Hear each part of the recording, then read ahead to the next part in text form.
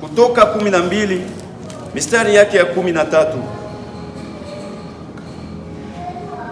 Basi tutasoma katika jina la Yesu. Na ile damu itakuwa ishara kwenu katika zile nyumba mtakazokuwamo, nami nitapoiona ile damu nitapita juu yenu, isiwapate jambo lolote lile la uharibifu. Nitakapokuja kupiga nchi ya Misri, nyinyi hamtapata lolote. Amen. Unaweza kushangilia neno la Bwana. Unaweza kushangilia tu neno la Bwana. Bwana Yesu asifiwe. Bwana Yesu asifiwe sana. Nakuwa mfupi sana lakini utabarikiwa sana. Nitakuomba tu uniruhusu uniongee hivi kwa upole. Uniruhusu tu twende polepole lakini twende mpaka kwenye Mungu alinipeleka. Amen. Tuko tunazungumza juu ya damu ya Yesu. Mahali pengi tumeona ndani ya Biblia damu zilimwangika mara mingi. Na hii kitu ya damu ndio wa Kristo tunaita Pasaka. Amen. Atuzungumze juu ya Pasaka siku ya leo, lakini ningependa nikurudishe nyuma kidogo katika kitabu, turudie mwanzo katika Agano la Kale. Amen. Damu ya kwanza ama damu ilimwangika ya kwanza nafasi gani? Ukisoma kitabu cha Ufunuo sura yake ya 12 mistari ya 7, Biblia inasema palikuwa na vita juu mbinguni. Ule malaika Ibilisi akapiganisha malaika za Mungu na malaika zake, lakini malaika wa Mungu na Mikaeli wakamshinda kwa damu ya mwana kondoo wa Mungu. Ni kusema damu ilimwangika mbinguni kabla uumbaji wa dunia. Damu ilianza kumshinda shetani kabla misingi ya dunia hii yawekwa. Bwana Yesu asifiwe. Niko nataka nikuoneshe nguvu ya damu ya Yesu. Nikuoneshe kwamba sisi wa Kristo tuliokoka ni kwa mamlaka, ni kwa nguvu. Hatukuzaliwa mara ya pili ili tuteseke mara ya pili. Hatukuzaliwa mara ya pili ili tushindwe mara ya pili. Bwana Yesu asifiwe. Bwana mtu aseme amen. Bwana mtu aseme amen. Damu ya kwanza ilimwangika mbinguni kwa kushinda shetani, na Biblia inasema wakamshinda kwa damu ya mwana kondoo wa Mungu na kwa ushuhuda nzuri. Amen. Na akatupwa duniani. Na hiyo ndio tunaweza ita kama vile Pasaka ya kwanza ilifanyika juu mbinguni. Kwa sababu Pasaka kuna damu inamwangika na inaleta ukombozi. Bwana Yesu asifiwe. Tunaona nafasi ambapo damu inamwangika mara ya pili katika Biblia. Ukisoma kitabu cha Mwanzo, Biblia inasema hivi: Adamu anamkosea Mungu, na Mungu anaona kwamba Adamu amemkosea na aibu imeonekana.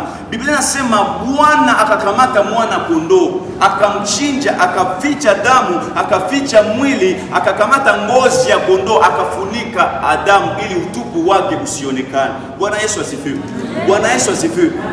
Mungu akiona faiblesse yako inakuwa remarkable, atatafuta jinsi ya kukufunikia hayo.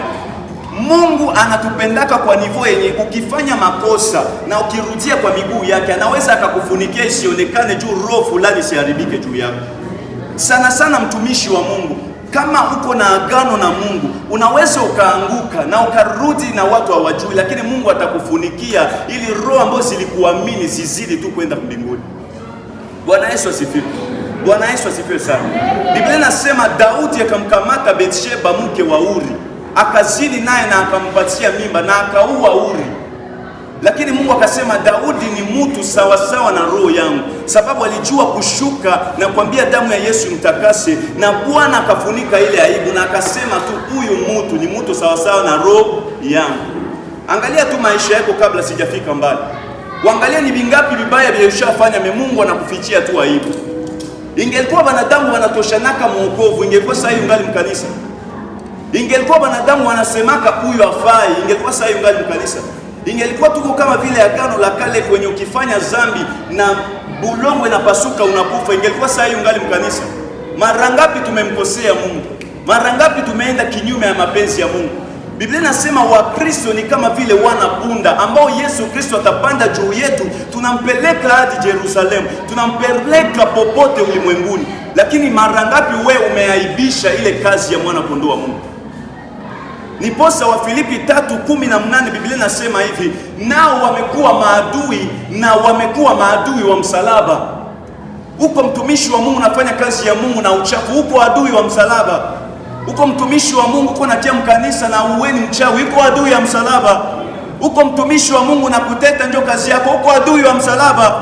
uko mkanisa, uko mama, uko baba, na we ni mzinifu, mchawi, uko adui wa msalaba. Na ipo siku Ebeneza atakutapika, atakwambia we sio moto, we sio baridi, toka, sikujui. Nakwambia na yote, atuchunge watu mkanisa venye tutakufia hapa. Safari inaendelea, tuombe Mungu atupe neema, siku moja tumlaki mawinguni. Nakwambia Mungu akitupatia neema, siku moja tutasimama mawinguni, tutapaa juu mbinguni na Bwana Yesu. Na Biblia inasema itakuwa shangwe, tarumbeta zitalia. Atakayeisikia ni yule aliyekubali kujitakasa kwa damu ya mwana kondoo. Biblia inasema hivi, wale watakaokubali kufua mavazi yao ndani ya damu ya mwana kondoo wa Mungu ndio watakaoona uso wake. Hapa tuko mna yote. Hatukuji hapa kujipendeza mtuone kama si watumishi, tuko watakatifu. Tuko hapa kukutangazia injili ya Bwana yetu Yesu Kristo. Na Biblia inasema anayeamini na abatizwe. Kubatizwa si tu kwa maji, kubatizwa pia unabatizwa kwa Roho na kwa damu ya Yesu. Wakati Yesu alikufa, Biblia inasema akachomwa mkuki kwenye ubavu wake, damu na maji vikatoka. Na ile damu na maji kila kimoja kina kazi yake. Maji ni utakaso, kutusafisha tufanane tena mpya, inatunawisha, inatosha madhara yote kwa maisha yetu. Lakini kazi ya damu ni agano jipya, ni kutupatanisha tena na Bwana. Damu ikishuka kwa maisha yako, unakuwa tena na reconciliation na Mungu.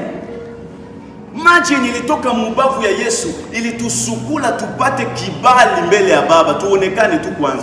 Lakini damu ya Yesu iliturashete. Ukisoma kitabu cha Waebrania, Biblia inasema damu ya Yesu inanena mema. Ilinena mema juu yetu, hatukukuwa pale. Ukiangalia hata Biblia inasema pale msalabani kulikuwa mwizi na mnyang'anyi. Munyang'anyi haiko mwanaibaka mpesa za mkoshi. Munyang'anyi njoo huko banabaita bayaye. Mtu akikukuta barabara anaweza kukupiga hata marto na unapoteza uhai. Njoo muyaye ule. Hakukuwa anajua habari ya Yesu. Hakuna hata siku moja alifanyaka kirdani. Hakuna hata siku moja alienda kanisani. Lakini Biblia yangu inaniambia akasimama kumsalaba, akaamini Yesu wakati bengine wote walishindwa muamini. Yesu alikuja, Wakristo wakashindwa kuamini kwamba yeye ni mwana wa Mungu. Mapasta wakashindwa kuamini kwamba Yesu alikuwa mwana wa Mungu. Yesu benye alitendea miujiza, alifufua wafu watoto wao, wakasema asulubiwe afe. Benye walikuwa na njala, Yesu aliwapatia mikate, wakasema afe. Lakini mwizi muyaya akaambia Yesu, nimeona uwezo wako, na Baba nakuomba utakapopaa juu mbinguni usinisahau mfalme wako. Na Yesu sababu ni mwingi wa huruma, Yesu sababu alikuwa ashamwanga damu yake Golgotha, damu ikapatia ule mwizi neema. Ningekuwa wewe ningeshangilia, maana neema ya damu ya Yesu. Bwana Yesu asifiwe. Tunasema damu ya pili kamwangika mbustani ya Edeni. Amen. Na ndio Pasaka ya pili tunaweza tukongea tukifundisha juu ya Pasaka. Lakini damu ya tatu inamwangika katika hii kitabu cha Kutoka 12 yake. Biblia inasema Mungu akaambia Musa, ambia wana wa Israeli kila mtu akamate kondoo ama mbuzi wa mwaka mmoja, na watakapomchinja damu haipake kwenye milango yao. Amen. Amen. Haleluya. Ningependa nitege masikio yako hapa. Bwana Yesu asifiwe. Bwana Yesu asifiwe sana. Akamwambia damu muipake kwenye milango. Na ukiangalia maisha ya mwanadamu, sisi ni kama vile nyumba.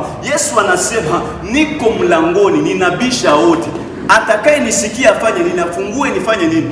Niingie, nami nitakapoingia nitakaa ndani mwenu, nami mtakaa ndani mwangu. Yoyote atakaye niamini atampeleka hadi kwa Baba yangu juu mbinguni. Na atakaye niheshimu Baba atamheshimu. Amen. Bwana Yesu asifiwe. Bwana Yesu asifiwe. Sasa mwanadamu iko kama vile nyumba. Njoo kwa maana kiroho tunasema kanisa sio jengo, kanisa ni mtu. Yaani kuna mlango fasi fulani, kuna madhabahu fasi fulani, na kuna roho ya Mungu fasi fulani. Bwana Yesu asifiwe. Iposa Biblia inasema mwili zenu ni hekalu takatifu, kwani hekalu ina mlango. Amen. Amen. Bwana Yesu asifiwe. Sasa Mungu anaambia Musa, ambia hii taifa wakamate damu waipake kwenye mlango. Ni kusema nini? Wakati unakubali Yesu, wakati unakubali kuokoka, ni damu ya Yesu unapaka kwenye maisha yako. Ni posa unaonekana sana kwa wachawi, sababu hawakuone wewe, wanaona ile damu. Na Mungu hakuone we, anaona ile damu iliyokugomboa, kwa sababu mbele ya damu tulikuwa mbali na Yesu, lakini wakati Yesu alimwanga damu ikatupatia neema, kila mtu naye anaonekana mbele za Mungu. Bwana Yesu asifiwe. Bwana Yesu asifiwe. Na hatuwezi tukazungumzia habari ya damu na tuone habari ya msalaba. Biblia inasema ukisoma katika kitabu cha Kutoka, Musa akapanda mlimani kumwomba Mungu. Biblia inasema Mungu akampatia amri 10 akaziandika kwenye mawe. Na Musa akarudi akakuta taifa inaanza kuabudu ndama. Biblia inasema Musa akamata hizo mawe 2 akazipiga chini zikavunjika. Musa tena akarudi kwenye mlima. Biblia ikasema Mungu akamwambia, jinsi ulivunja mawe na ziandika sasa kumbao. Bwana Yesu asifiwe. Ni kusema nini? Sheria ilikuja kwa mawe. Ndiposa Musa alisema mwenye atafanya dhambi, mwenye atenda kinyume ya sheria apigwe kwa mawe. Na Yesu akajua sitasove watu tena kupitia mawe. Mimi ndakuya nikamate mbao 2 niende nazo Golgotha, sababu kama mawe ilileta lua, mbao zitaleta redemption. Bwana Yesu asifiwe. Musa alileta sheria, Yesu alileta wokovu. Bwana Yesu asifiwe. Sheria ilikondane, wokovu ililibere. Bwana Yesu asifiwe. Tuliokolewa, nakwambia ilia 2000 ans Yesu anatoka kumsalaba. Yesu alikufaka, tulipata wokovu kabla hata hatujazaliwa. Sasa we mwenye ulipata wokovu, kila siku ninasema hii, bale benye bayokoka abiko bapumbafu, ni neema tu yabafikia. Sasa mimi na wewe tuliokoka, tulipata neema, chunga hayo, chunga hayo, chunga hayo. Hii neema ulipata, chunga hayo. Neema ya kuokoka, chunga hayo. Kujua Yesu Kristo, chunga hayo. Nakwambia Biblia inasema Bwana atakuja na ujira wake mkononi. Tuliokoka ni kwa neema. Chunga hayo, chunga ile neema. Unapata neema ya kujua Yesu, kukuya kwa kanisa yenye banaogopa Mungu. Chunga ile neema. Chunga hayo. Chunga ile neema, ipo siku haitakuwa tena. Ile neema uichunge, ipo siku haitakuwa tena. Bwana Yesu asifiwe. Bwana Yesu asifiwe sana.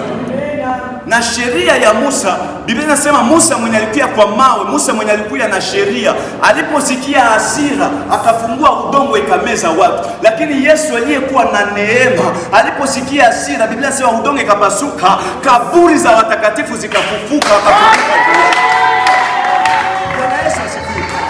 Bwana Yesu asifiwe sana. Musa alisikia hasira, jua alikuja na lua, akasikia hasira, akakamata ile mawe, akaipiga chini ikavunjika. Lakini Yesu akasikia uchungu ya wanawake. Biblia inasema neema ikapasula pasia la hekalu. Mimi na wewe tukapata neema ya kwenda kuzungumza na Mungu. Ndio maana ulipata neema, chunga hayo, chunga hayo, chunga hayo. Usicheze na neema. Kuko watu biko na ililia kule nje. Kuko makahaba banapendaka baokoke bebishashindikana. We ulipata neema kwa bure, chunga hayo banduku. Nani anabadanganya kama Yesu unaweza mfananisha na Muhammad? Nani anabadanganya Yesu unaweza mfananisha na bandugu yako? Neema tulipata tuichunge, ni ya maana sana. Damu ya Yesu iko na nguvu sana kwa maisha yetu. Wakati unaingia mwokovu, damu ya Yesu inakuwa kwa maisha yako, inakuwa mlangoni pa maisha yako. Ni kusema nini? Mabaya haiwezi ikakupata. Lakini wakati unatoka nje ya Yesu, unaacha ile kuvertire ya damu ya Yesu, unapigwa kule nje. Bwana Yesu asifiwe. Bwana Yesu asifiwe sana. Bwana Yesu asifiwe sana. Unajua uzima wa mwanadamu uko katika Yesu Kristo. Angalia kitabu cha Mwanzo. Biblia inasema wakati Mungu alitaka kuumba samaki, alisema na bahari. Wakati Mungu alitaka kuumba mimea ama miti, Biblia inasema Yesu akasema na ardhi. Lakini wakati Mungu alitaka kuumba mwanadamu, Biblia akasema na yeye peke, tumuumbe mtu kwa mfano wa nani? Kwa mfano wetu. Na nini inafanyika? Ukikamata samaki unaitosha mumai, inakufa. Ukikamata mti unaitosha mwardhi, inakufa, inaharibika. Vile vile ukikamata mwanadamu unamtosha mu Yesu Kristo, unakufa. Maana uzima ni Yesu Kristo. Ndio mwimbaji anaimba anasema, uzima ninao moyoni daima, uzima ni Yesu Mwokozi. Na Adamu akujua hivi. Yesu, Mungu anaambia Adamu, utakapokula ile tunda utakufa. Adamu akazania ni kifo ya kimwili. Bwana Yesu asifiwe. Na Adamu akakula tunda na akashangala hakukufa. akazania angali mzima, lakini kiroho alikuwa amekufa. Sababu wakati Mungu alikuwa naomba, Biblia inasema alikamata mavumbi akaifanya kiumbe, kisha akapuliza pumzi ya uhai, ikawa kinafsi hai. Yani uhai wa mwanadamu ni pumzi ya Yesu Kristo iliyo ndani mwake. Kwa maana Yesu akikuacha unakuwa mufu aliye hai. Ukienda kinyume ya wokovu, uko mufu aliye hai. Unahubiri injili na wewe ni mchafu, uko mufu aliye hai, na uko unapakala watu roho ya mauti. Banduku watumishi wa Mungu, inafika muda Mungu atapiga sana. Tuache kutumika kazi ya Mungu na uchafu, tuokoke kiukweli. Kubali basi ukue baridi, kubali ukue moto. Usifanye viwili kwa limoja. Kisima kimoja kiezi katoa maji mbili, maji ya uchungu, maji ya uchafu. Bwana Yesu atakutapika. Damu ya Yesu ni uniforme yetu wa Kristo. Biblia inasema msherehe ya mwana kondoo wa Mungu, tutafika kumlango. Kila mwenye iko na hii damu itakuwa uniforme na ingia mu mariage. Itakufalia nini? Ufanye kazi ya Mungu, kisha siku ile kumlango, na tunakujua wenjo intercessor bakufukuze mbele ya basharati. Itakufalia nini? Tulikuwa na kuona unatabiri hapa, kisha ile siku bakufukuze juu ya kusema sema. Itakufalia nini? Tunakujua huko mama mzuri mkanisa, bakufukuze juu ulikuwa napatia watu sumu. Itakufalia nini? Itakufalia nini ukuye mkanisa uko na kuya funga kazi ya Mungu? Itakufalia nini? Itakufalia nini ukiye mkanisa na unajifunga mankio na mkiuno? Itakufalia nini? Tuache vitu ya ovyo. Yenye biko kutasa hii ni utakaso. Ile maselfie yako ni vya zamani, biko demode. Usharati na uko mtumishi wa Mungu biko demode. Uko mwimbaji na uko natoa mamimba biko demode. Yenye biko kupashe saa hii ni Yesu Kristo. Nakwambia, ukifanya utafiti ama research yako utajikuta, nilifanya nikaangalia jana, banasema ukiangalia mu maisha yako yote depuis uzaliwa, siku gani dunia mzima ishaungana tu celebrate siku Muhammad alizaliwa? Siku gani kuko fete banasema ndio siku Abraham alizaliwa? Siku gani ndio banasema basi tu celebrate ba Mungu samaki leo ndio alizaliwa? Me dunia mzima tunayaka kama le 25 Desembre tunasherekea ukumbusho wa kuzaliwa kwa nani? Kwa Yesu Kristo. Ni kusema hata kuzimu wanakubali uhai wa Yesu Kristo. Sasa wewe ulipata kufanya sasa. Bwana Yesu asifiwe. Hata Waislamu mu kitabu yabo Qur'ani banasema Yesu. Mu Biblia unaona wapi banaandika Muhammad? Kuko fasi mu Biblia banaandika Branham. Mebote banazungumzia ka Yesu, sababu banajua jina la Yesu ni jina kubwa. Jina la Yesu ni jina lenye nguvu. Sasa wewe ulipewa hii jina, uko nafanya mizaa ya nini? Nilihubiria hapa nikasema tena, uko mtumishi wa Mungu, kama uko na kadefo kako kenye kiko kanapozesha kanisa, utusaidie uifunike isionekane. Uko Elisha, uko na kipara yenye kaleta danger mu quartier, uza chapeau uifunike isionekane. Uza chapeau. Mimi nakwambia unaokoka, me uko na kale kakilema ka usharati mkanisa. Unabatiza mtu unapenda tena ulale naye. Unaombea mtu unapenda ulale naye. Uza chapeau. Uza chapeau.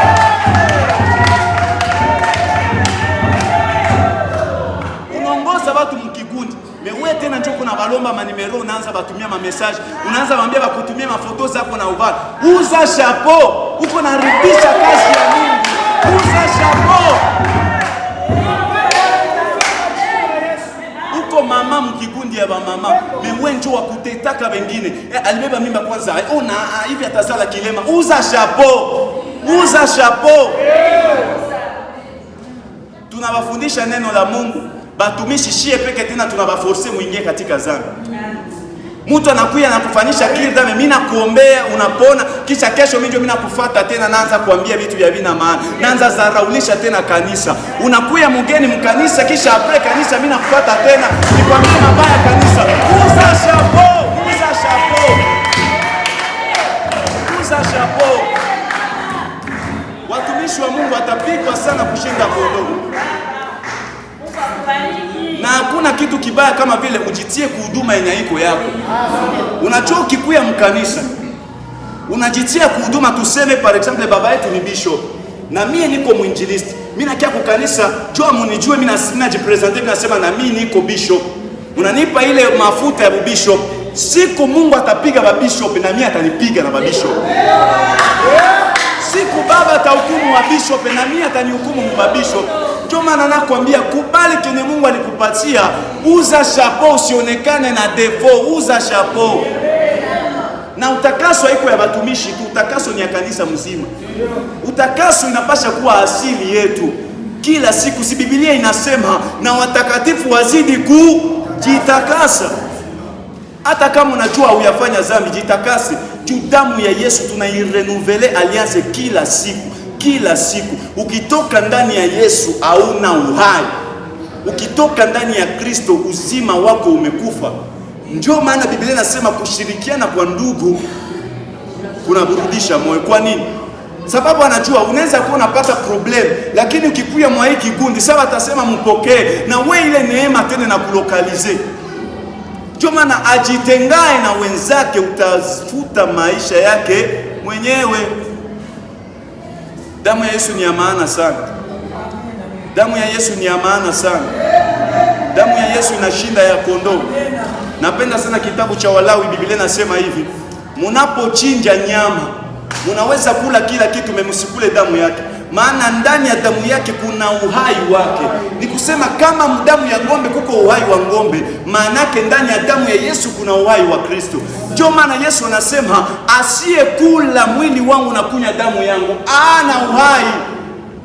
Ni kusema nini? Asiyeamini Bwana Yesu kuwa Bwana na Mwokozi wa maisha yake, asiyepokea damu ya Yesu ana uhai. Ni haya sana na nione sana. Tukujua kwa mtumishi wana yote, tukujua naingiaka hapa, kisha siku ya tarumbeta ushindwe kuisikia. Ni ole sana. Biblia inasema kutakuwa mtetemeko wa hali ya juu. Nafsi hai ndio zitasikia tarumbeta. Biblia yangu inaniambia hivi. Yesu alipofika kukaburi ya Lazaro, alipaza sauti, lakini juu Lazaro alikuwa nafsi hai, akasikia sauti. Biblia inasema hivi, kondoo wangu wanajua sauti yangu, mimi mchungaji wangu. Kama huko kondoo wa Mungu, siku Yesu atarudi, saba atapiga tarumbeta na kuhakikishia hautaisikia.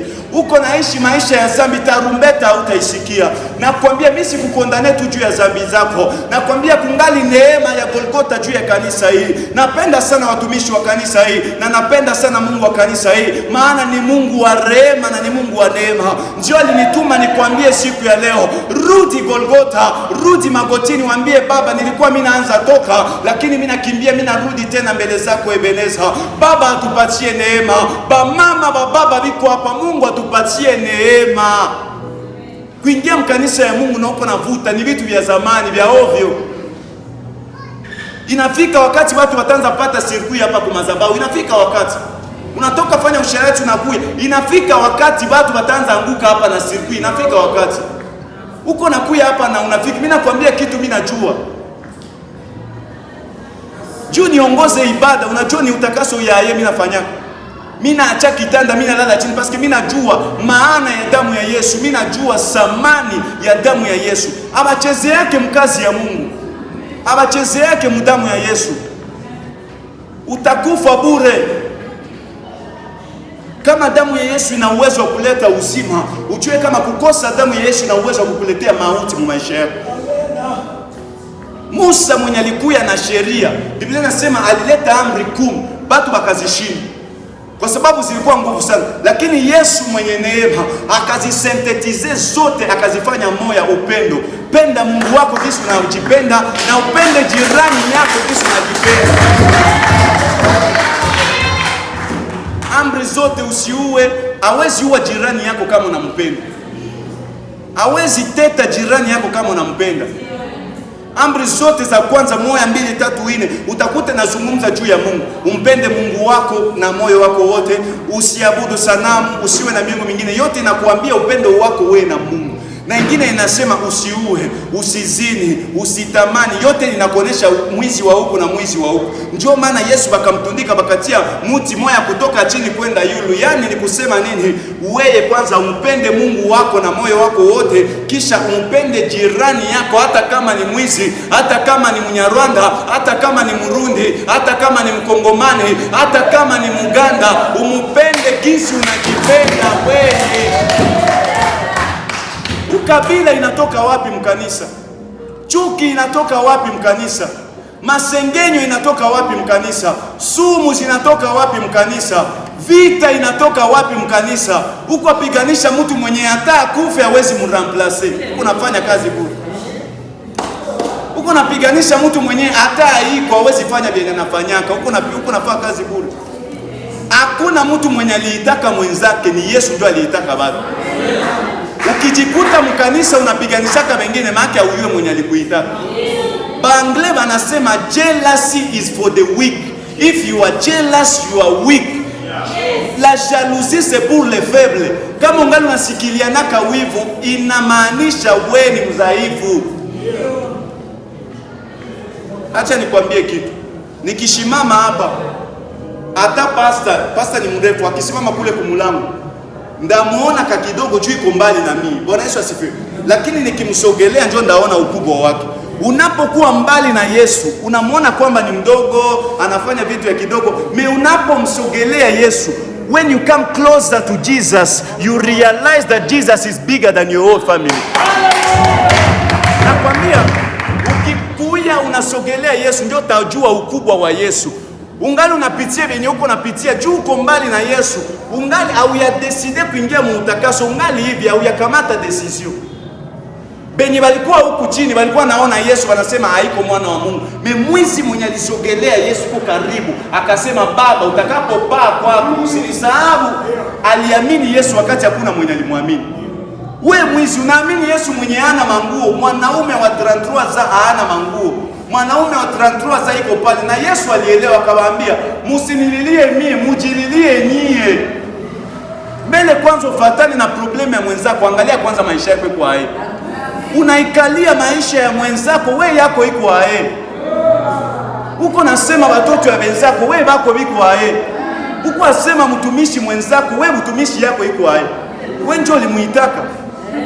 Biblia inasema waitwao ni wengi, wachaguliwao ni wachache. Mungu anaweza tuita shie bote, meatatriete na tachagula watu. Biblia inasema Yesu alikuwa na wafuasi wa mingi sana, lakini akachagula kwanza 12. Na wakati alikuwa anaenda omba, anachagula 3, Petro, Yohana na Yakobo. Tupande tena zaidi. Nikusema nilibaita nyie wote, beniko na bangu basiri. Bwana Yesu asifiwe. Tunaweza kuya shie wote mkanisa, me hatuko sawa, na kimwili na kiroho hatuko sawa. Kuko watu wenye bashaacha mapepo bilema. Sasa ukifanya vita naye Mungu anakumaliza. Bwana Yesu asifiwe. Bwana Yesu asifiwe. Kuko watu wenye banatumikia Mungu na biko tu na ahadi.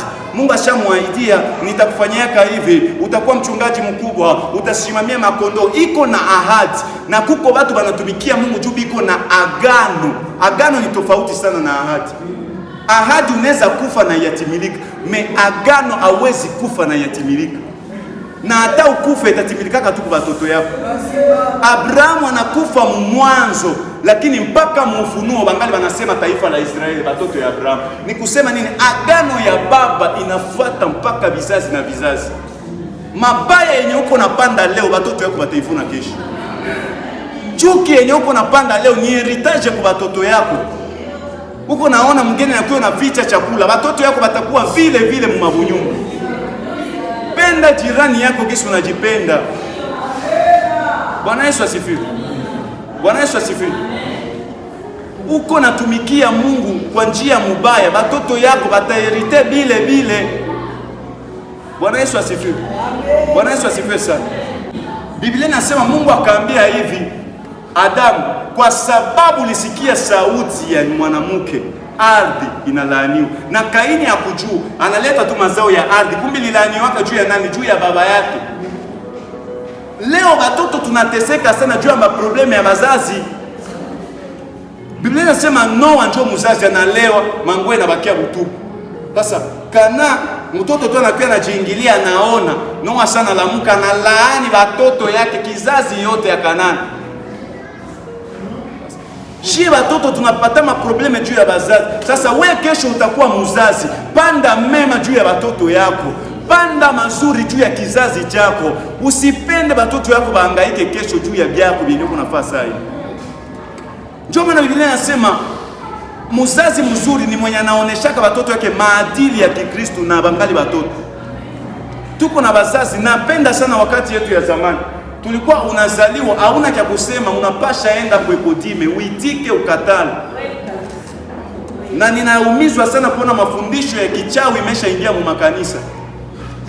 Zamani sasa tulikuwa watoto, ilikuwa ikifika siku ya Noeli, atusherekee Noeli juu Yesu alizaliwa le 25. Tunasherekea Noeli juu dunia mzima ilikubaliana tukamate hii siku tukue nafanya ukumbusho wa kuzaliwa kwa Yesu. Bwana Yesu asifiwe. Bwana Yesu asifiwe sana. Sasa wakati tulikuwa watoto, ku Noeli balikuwa wanakamataka television wanaitia pale ku barabara. Balevi banaikala wanaona filme ya Yesu na saba tanza piga Yesu mikuki damu inatoka, bamwe balikuwa wanaokoka na wanaamini Yesu. Lakini leo hii mafundisho yanatuambia kwamba tusisherekee Noeli, Yesu akuzaliwa le 25. Sawa, akuzaliwa le 25, alizaliwa siku gani? Mtuambie tuhamishe Noeli siku tena le 25, tuitie kudate gani? Ile yote ni kutaka tupoteze trace ya uzalio wa Yesu Kristo. Na bakuishia pale. Mafundisho tena katuambia kwamba Pasaka haiko mu Biblia. Nani alisema Pasaka haiko mu Biblia? Soma Kutoka 12:13 ushuke pale utasikia wanasema na hii itakuwa mwaka yenu ya kwanza na njoo Pasaka. Siku ile nasema vile baba. Je, itakuwa siku yenu ya kwanza ya mwaka na njoo itakuwa Pasaka. Hii mafundisho ya munyama tuachane nayo, tubakie na Ukristo yenye tuliokoka nayo tangu tungali watoto. Tuliokokaka kila mtu anaenda kukanisa. Hakukwake vya kufula dimanche, hakukwake vya kutumika dimanche, hakukwake papa linituma dimanche, hakukwake mama linituma dimanche. Tulizaliwa tunajua dimanche ni siku ya Sabato. Leo hii wanatuambia Sabato ni samedi. Leo wanaanza tuambia tujitakase sababu Sabato inakuwa siku gani? Samedi. Maana unaweza tumika dimanche. Unaona jinsi wanaleta confusion mu Bakristo juu tutoke mu ya Kikristo. Shetani kuna piganisha sana kanisa, ukibakia yuma utazubaa.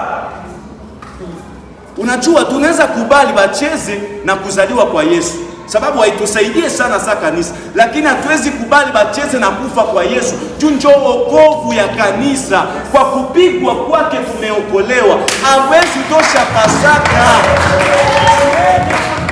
Hatuwezi kubali. Papa, mimi nakuomba kwa huruma za Kristo, hata kanisa zingine zikatale Pasaka. Hapa kuna yote Mungu mwenye alituitaka, tubakie na kukubali damu ya Yesu. Tubakie tuamini kwamba kama Yesu alitika kufa ni kwa ajili yetu. Na hatuwezi poteza ile trust. Hatuwezi badilisha ile kitu. Niliona mtumishi wa Mungu mpaka nikasikia machozi na nitoka. Anasimama kwa madhabahu anasema Pasaka ni kitu ya uchawi, haiko Biblia. Noeli uchawi, hatutaamini. Kwanza mulikia kwa Pasaka mtoke mwende. Nikasikia roho inaniluma. Anapoteza kondoo ngapi? Kondoo ngapi anapoteza? Nakwambia wewe mwenye ulikuweka kuna yote ni Mungu ndiye alikuchagulaka.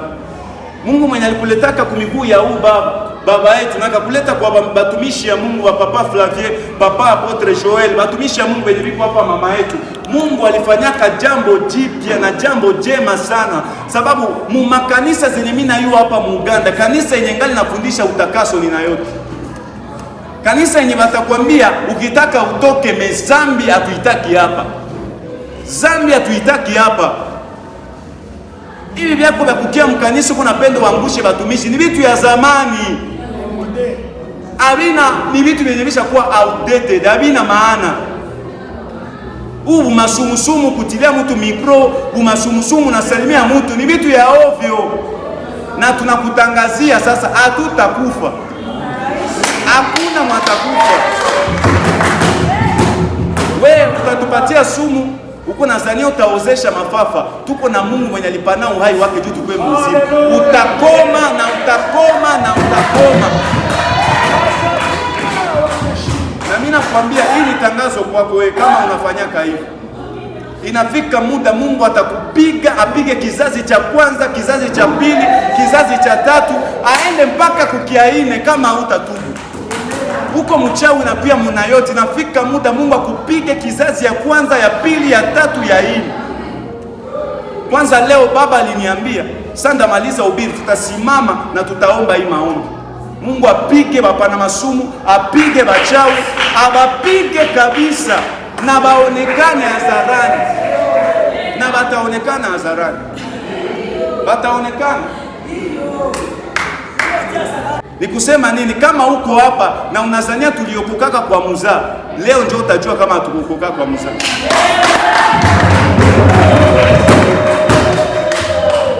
Batu wanazaniaka utumishi ni raha. Batu wanazania, you think the ministry it's a joke. Munazaniaka kutumikia Mungu ni unakosa vya kufanya, ni uko pumbavu. Kuko mtu mwaliniambiaka, anelika unaokoka, pepo ya kimaskini inakuita. Kutumikia Mungu ni shida, hakuna kazi ya nguvu sana sa kutumikia Mungu. Ndio maana kama uko mama, batoto yako waombe Mungu wasikuwe bapastere. Ni kazi nguvu sana. Na kuambia ukweli, we unajua ni mara ngapi mtumishi wa Mungu analala kukitanda? Preske wiki mzima tunalalaka chini huko na keshe huduma yako. Kama huko mtumishi wa Mungu ndio ndeze itika, unakuweka fasa mla hapa kama unalala kukitanda. Mtumishi wa Mungu siri ya kwanza ni kukatala kitanda. We unalalaka saa 7, unalalaka ile masaa zote. Mtumishi wa Mungu hawezi lala saa 4, hawezi lala.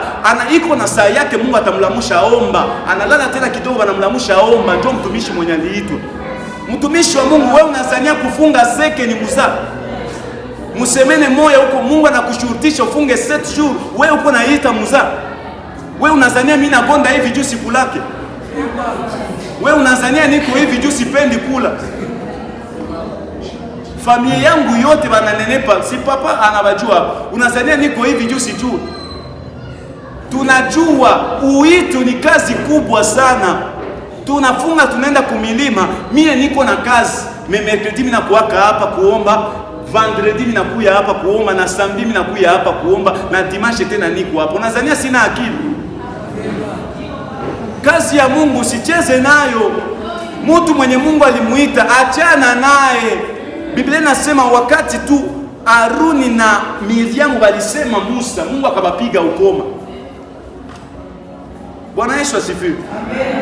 Okovu ni kitu ya nguvu sana, surtout huduma. Ita Yakobo muulize bilikuwa. Biblia inasema balikamata Yakobo chutu ya Yesu, bakamfunga kamba, bakamfunga ku cheval. Cheval iko nakimbia, mwanaume iko buchi, iko nakuya na kokotekana mugudro, minofu yote iko natoka. Kisha uko nasema okovu, huduma ni kitu ya nguvu. Ita Petro muulize. Banakamata Petro anasema na hatuta kutundika saa Yesu. Bana mugeuza migulu yulu kichwa chini, damu yote nashuka mukichwa, anakufa. Ita ba Matayo muulize. Matayo wanampandisha kwa etage kule yulu, banamwambia unapenda Yesu? Ndio. Banamtupa, anaanguka, anapasuka mwanaume. Ita Stefano muulize, atakwambia kama huduma ni ya utamu. Stefano wanampigisha magoti, wanamwambia unapenda Yesu? Ndio. Wanakamata majiwe ya patapata, wanampiga mkichwa, wanampiga. Kisha anawaambia, naona mbingu za Baba zinafunguka, naona mwana kondoo akisimama kushoto. Nakwambia huduma ni sacrifice. Huduma haiko ya kila mtu. Huduma haiko ya kila mtu. Hata Daniel mwite umuulize. Daniel bilikuwa kae mtundu ya simba. Atakwambia nilikuwa natembea, niko na kanyaga mifupa ya kichwa ya watu wenye walikuliwa pale. Nilikuwa pale na nikaona hizi simba na nikaogopa, lakini juu nilikuwa najua Mungu mwenye iko ndani yangu ni mkubwa kushinda hii simba, akafunga makali. Unaona zania huduma ni mzaa. Uliza Daudi, atakwambia. Daudi atakwambia mie nilienda mnyumba ya Sauli, waliniita nene nipige gitari, mapepo imutoke. Kumbi iko napiga gitari juma pepo itoke Sauli, kumbi Sauli iko naandaa mkuki. Sasa alipiga gitari, mapepo inatoka. Biblia inasema Sauli akakamata mkuki na akamtupia, ikaswata. Au yona watu wewe uko nampangia mema, kumbi yeye kwa kupangia mabaya. Sasa kisha unazania huduma ni muzaa.